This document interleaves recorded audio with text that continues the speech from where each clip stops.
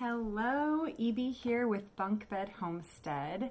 I am an apartment homesteader with 3 boys. I live with my husband and my family here in San Diego in an apartment where we homestead, which means that it looks a lot different than a place that has several acres of land and animals, but we make it work, and we are doing this to prepare for our one-day property so that we have all the skills necessary to take with us and move into a larger space. So if that's something that interests you, or you're even curious, like what is an apartment homestead, go ahead and follow me here, subscribe.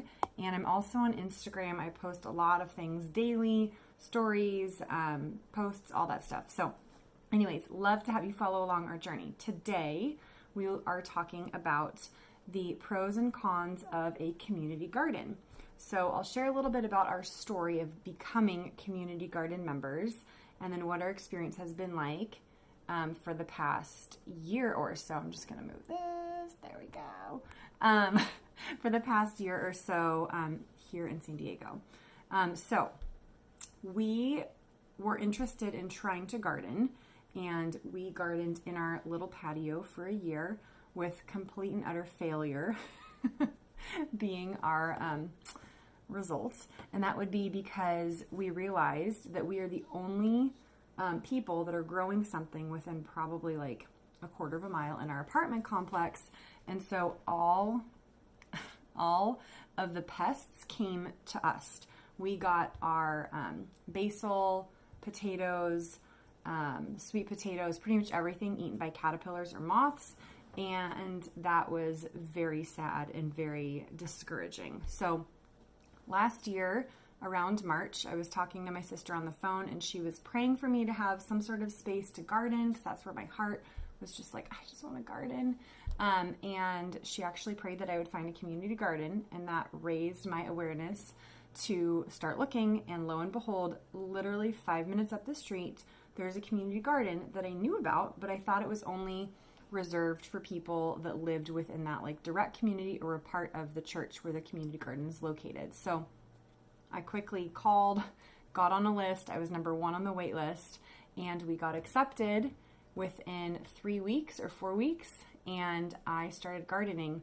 The way that our community garden works is that there's a year lease, and every year you sign up in the end of March to commit to growing throughout the entire year. If you need to back out of your lease or exit, you don't get any money back, and you don't get to choose who your spot goes to. You just relinquish it to whoever's next on the waiting list. Usually there's like a 1 to 4 person waiting list, and several people drop off, each year, and most people have been there for a while. So that's how we got started. We gardened all in the spring, summer, fall. Now we are approaching, it's right now, April. So it's approaching a year and a couple months of gardening, and I'm going to go ahead and share some pros and cons with you. So this whole experience has really made me aware of how unique it is to garden in a community garden setting, because you really get something that you don't get when you're in your own space, and you really have to kind of deal with things that are unique to a community garden. So let's talk about some pros. Pro number 1, as soon as I signed up, paid my $150 deposit, what was included is planter boxes, water, as well as compost every year. And why this is so beneficial is that to start your own box or garden box in your own space, even if you have like a yard, but you aren't really like aware of how to garden, or you want to learn, joining a community garden can be great for this, because you don't have the startup costs. Yes, we paid $150, but that would last us for an entire year of water usage, and that's about how much it would cost to water a garden of that size anyway, so we weren't really like paying extra. Boxes included is amazing. Also, our community garden pays for upkeep of boxes, as well as any sort of supplies that you might need for your box, of like whatever's going to stay there when you leave, potentially, they will upgrade and help make better. So that's amazing. Another thing that's great is our community garden, and most from what I've heard of, have community tools. We have a shed that's in like one side of the garden, and it locks, and there's a combination close and accessible so that everybody who's in the garden knows where to get that and they can have access to tools. The tools are shovels, rakes, trowels, anything to like plant, plants that you might need. They have scissors, clippers, there's twine, popsicle sticks. There's even access to fertilizers and pest control things. Something that is important to note is our community garden is an organic garden where you are not allowed to bring any non-organic treatments in or non-organic soil. You can plant non-organic plants, but everything that goes into your garden that's not a plant or vegetable needs to be organic, which I appreciate. But not all gardens are like that. So that could potentially be a con for you if that's important.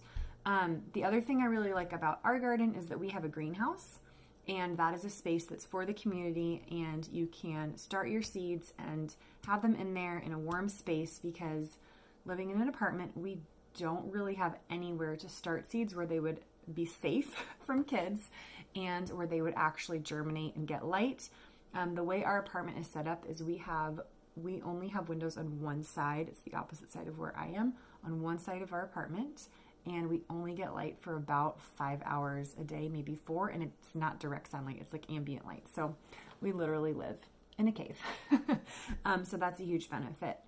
In addition, our community garden drops off a ton of compost every year in the like main area where people can share, and we get to compost our beds. If you need it, you just add a couple shovelfuls, or you can add like an extra 2 inches onto your bed to top it off and give it that nutrition for the growing season, and all that nutrition will seep down. Our community garden plot, another benefit I would say, is that you can learn from people in your gardening area. So we, I don't even know our zone. We're in San Diego. It's sunny, it's warm, it's like kind of tropical, but the benefit of having a community garden is that you have people you can ask questions to. You have people that are gardening close to you, so you can see what they're growing, ask questions, figure out, like, is it the season for broccoli right now, or should I wait on that? I've gotten so many amazing tips, tricks, and pieces of advice from people in our community garden, as well as plants. People have given me amazing tomatoes, amazing bell peppers, zucchini, like plants. And then also people have given me vegetables when they've been ready to harvest and they don't want them, or they don't have space. I was so shocked to learn how many people will give away what they grow. And it really made me realize I was going into community gardening like I'm in it to grow some food for myself, like survival, learn how to do all the skills. And people that have been there for years are in it for the enjoyment of it, and they love giving. So that's been something that I've been able to absorb and take on. Most community gardens will have some sort of like newsletter or bulletin or way to get in touch with other gardeners. We have a WhatsApp chat, so it's super easy if you are away for a week or a day and you can't water, to communicate with other gardeners and ask them if they can water for you. That was something I was not sure how that was going to work out, because I didn't want the garden to become something that caused me to not want to go do things because I had to go water. So having other people to help with that is a huge benefit. If you are watering, obviously, in your own property, you have to either get someone to come over to you, be on a drip system, or pay someone to come water your garden if you're gone for a week or two. Not so in a community garden. There's lots of people that are willing to help, I found. Another thing that I really appreciate is being able to go and see what other people are growing, even if I'm not growing it, to see like, what does it look like when a cabbage is popping up out of the ground, and then watching it develop. It's been really cool to see different and unique things that people grow. Someone grew garbanzo beans. Someone grew a very specific type of like pepper that I'd never seen before. Beautiful flowers that are integrated into people's gardens. Somebody grew a very interesting yellow cherry tomato artichoke. I had no idea how artichoke grow, but I got to see it. So that's another huge benefit, is you can see what other people are growing and experience more than just your own garden plot, going from seed to seedling to young plant to mature, harvested, and all the process that goes along with that.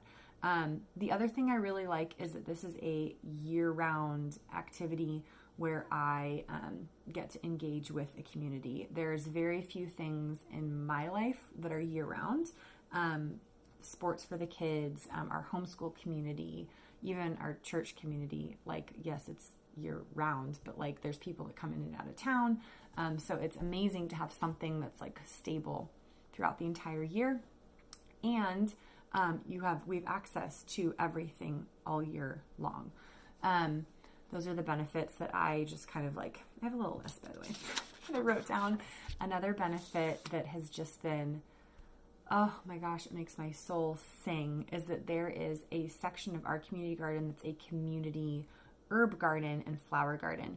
And what that means is that you can pick, it's like snip and pick. You can snip and pick herbs. There's thyme, oregano, basil, lavender, lemon balm, sage, tons and tons of amazing herbs that you. So I love accessing the herbs that are in the garden, and as well, there are flowers. So not all the flowers that are in our community garden that are the community's like flowers are allowed to be picked. There's very strict rules, but I have made friends with several people in our community garden that will allow me to pick flowers from their bed. These are some of them. These are calendula. This is another one. I don't know what this is called, but it's one of my favorites. And then these are ditch flowers that grow on the side of our community garden. They're just sweet peas, and they smell so good. All the other ones are kind of harvested from around our area.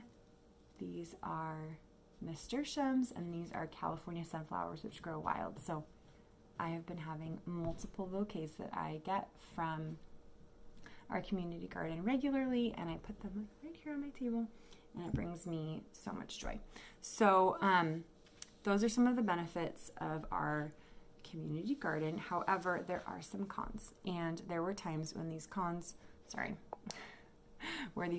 were so great that it made me want to stop and to quit, because when you get in a rut or frustrated, it really puts a damper on wanting to be there.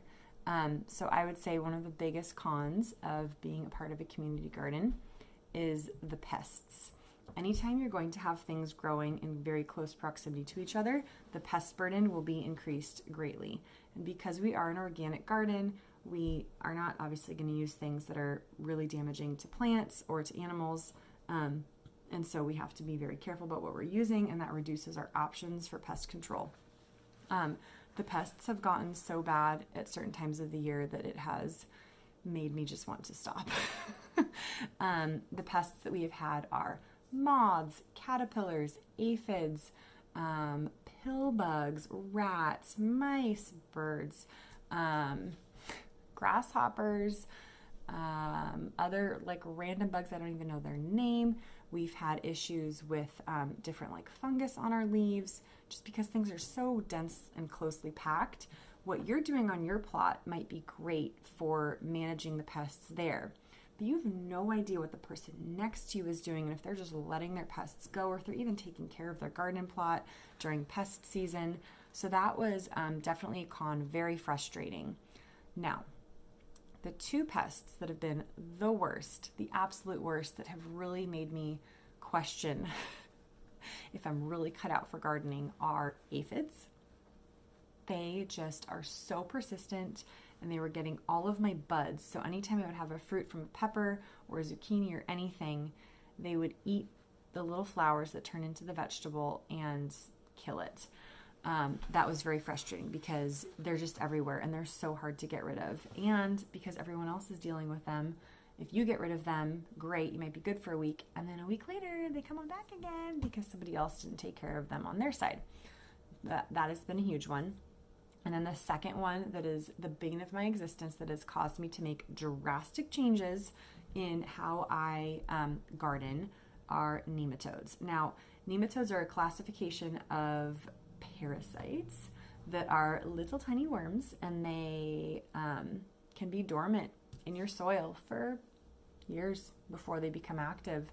And what they do is they have, let's say this is your roots, the plant roots, they come along and they come in right to where the root is, and the females lay eggs in the root. And then it becomes this bulbous circular sac in the root that prevents the plant from getting the nutrients from the soil, getting water, and converting energy from soil, roots, all the way up to the plant. So you have no idea this is happening. This is all underground. So the nematodes end up like completely, you can pull up a nematode infested root system, and the plant looks like okay, maybe it's struggling, but then underneath it's just these like bulbous sacs on all the roots, and it's completely infested. Now, this wouldn't be that big of a problem if it was just like a localized thing or they were easy to take care of. These pests are so persistent and so challenging to get rid of that they're in basically every single plot in our community garden, and they affect plots in varying degrees. My plot in particular that we had was so terribly infested that by the end of the summer, we got a great harvest. Let me be clear, we got a great harvest all throughout the summer. But as soon as the harvest starts to not be as great, you should pull up your plants immediately, redo, get something else new in there. I didn't know that, so I let them stay. And that gave the nematodes an opportunity to prey on weaker plants, go for the roots, and then take advantage. So our carrots got destroyed. Our tomatoes got destroyed. They got our kale. They got our lettuce. They got our, everything. Pretty much everything that we grew after August was nematode infested. And then throughout the winter growing months, we had such stunted growth from our plants that I just didn't even get a harvest. It got so bad that when our lease was coming up in March of this year, I was like, I have to move plots. I don't even foresee having a harvest this year because I've done the nematode treatment. I've done the trying to get everything out. You have to get every single root bit out of your garden plot. Otherwise the eggs are just going to hatch. It was like I was fighting tooth and nail to just grow a thing in there. So I decided to move plots. And that was pretty drastic because I'd invested a lot of topsoil and time and effort into our plot. I really liked it, but I got very, very fortunate and very grateful that somebody that is an excellent gardener who knows gardening, who's been at this garden for 10 years plus, he was moving plots himself, and I got to take his old plot. He was condensing and gardening with someone that's a gardening partner in a different area of the garden. So I got to take it over, and it is in good shape. He did not have the same nematode issues that I did in my plot last year. And he said that he moves plots every 3 years or so because of how bad the nematodes get. So that's great. So my old plot this year when rent came up, I told our community garden coordinator, hey, I really think that this is not going to be a good plot for someone to take over. I would feel terrible if somebody took it over because it's completely infested. So what we did is we nematode treated it. And one of the ways you can kind of get rid of nematodes, not completely, is to solarize it, where you put plastic on top and you just let it bake in the sun for 8 to 10 weeks. And the heat should technically kill the nematodes.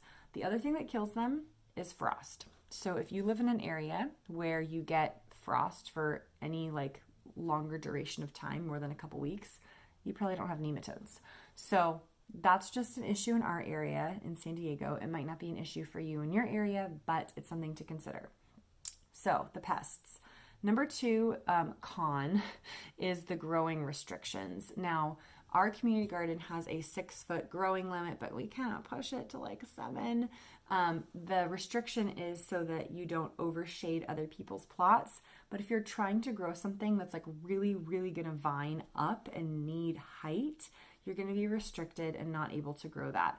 There's also some community garden plots that have restrictions on the types of crops that you can have, whether you can have GMO, non-GMO, organic, all that stuff. Or even, I have a friend whose community garden plot put an X day not happening on corn because of a rat problem.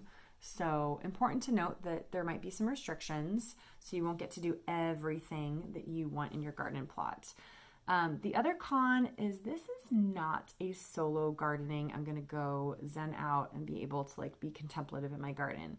If you are in a community garden, there will be people there. So having just the mindset of like, this is a community thing. This isn't just like a me in my garden having my moment thing. You might get some of that, but there's likely going to be people coming and going. If you're not a super social person, this might not be a good fit for you because you will probably have to talk to people like me who want to say hi to everybody. So that's another potential con. Or it could be a really great benefit too if you love seeing people and you love being in community.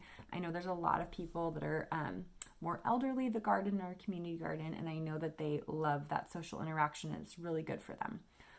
Another thing is having scheduled water days can be a con for some people. If you have a scheduling conflict or if you're just not able to get there on your watering days, that could be a really big damper. Or for us, for example, Saturdays are one of the watering days. Those are also the days that we're going to have the most sports during certain seasons. And it just feels like a burden, honestly, sometimes to be like, oh, I have to go water the garden now. Otherwise all the plants are going to die. So that's, a con.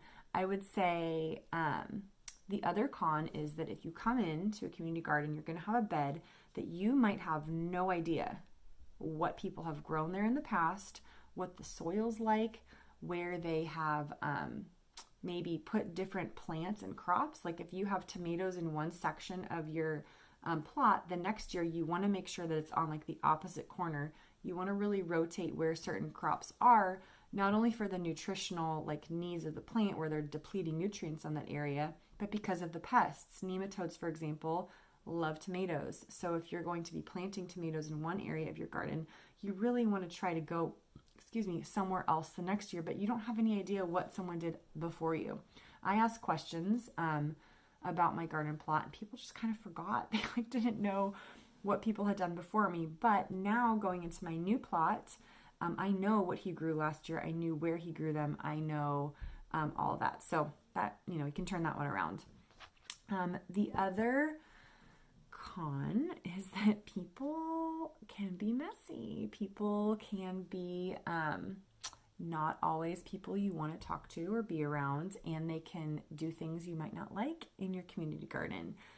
There are people that will kind of like, I don't want to say trash it, but there's certain plots where like it's just really messy. It's very messy.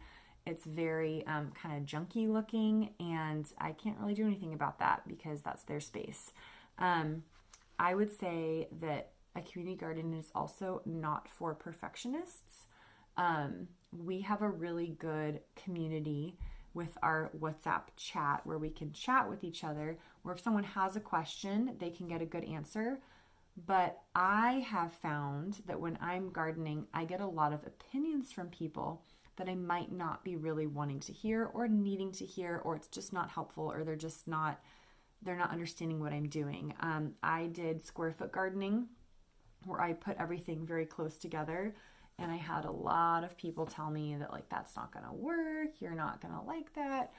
They were respectful, but a lot of people gave me advice for like what to do and how to do it when I wasn't really asking for advice. And yeah, that was just kind of, I don't know. You just have to deal with people. So that can be a con for some if you don't like having people's input. So that's another con. I would say also a community garden is definitely not for people that are perfectionists. Again, because you can't control what other people are doing, the pest burden, if they're going to leave tools out, if they're going to like, do something that you don't like, or you have to see them. It's not for someone that is a perfectionist. But overall, my whole experience over this past year has taught me that I really, really love gardening. I do. I love it. And I have been able to meet people and gain experiences and learn new skills that I never had before. And I get to bring home beautiful bouquets of flowers throughout the summer that just bring me so much joy, and I for sure have learned a lot throughout this experience of community gardening. One thing that I just think is a big takeaway is I went into this with like a survivalist, like I'm going to grow food and learn how to provide for my family in like an emergency mindset. And when I started, I was like so confused why people planted flowers. I was like, you have like only 7 feet by 12 feet. This is your plot. And you're planting flowers in it? Like, we have flowers for the pollinators. You don't need to do that. Just like grow your food so you can like survive.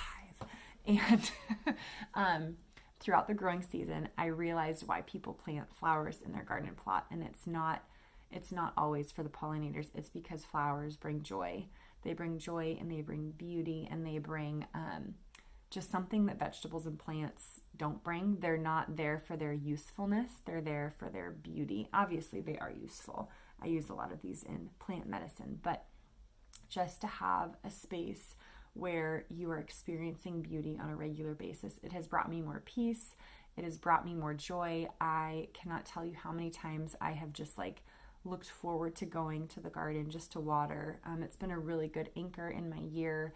I wouldn't say that it's been like crazy spiritual or anything like that, but it's been just very, very good for our family, very good for me. And I would encourage anybody who is considering a community garden plot or not to consider this. The majority of people that are in our community garden plot, they have space in their backyard to grow things. And they do, they grow things. But they come to the community garden because there's more than what solo gardening in their own space can offer. Yes, more space. Yes, access to tools. Yes, water. But it's a community and it's people and it's meeting people that are just different from you because you're doing something that you love together for the year. So consider community gardens. I would say if you're looking for a community garden, literally Google community gardens in and then your city. So community gardens in San Diego. Many areas have a like community garden, more like a countywide club or hub where you can access community garden information. But go ahead and just contact people. Most community gardens are free for you to walk through. Ours is, it has, signs of not picking anything, but even though you see the gate's not there to keep people out, it's there to keep the pests out. So go in, walk through, see what people are growing if you have one in your area. It's well worth it. And if you don't have the time or space to garden right now, but you do have access to a community garden and you have a friend, I highly encourage you to go in with somebody and have a buddy partner gardener where you can share space and share watering days and share the burden. There's lots of people that do that in our garden and it seems to work out well for them. They still enjoy it and they continue to garden year after year. Also, I know people love it because the people that are in our community garden, most of them have been there for 6+ years. So definitely would say of all the pros, all the cons, definitely consider joining a community garden. It's brought me so much joy.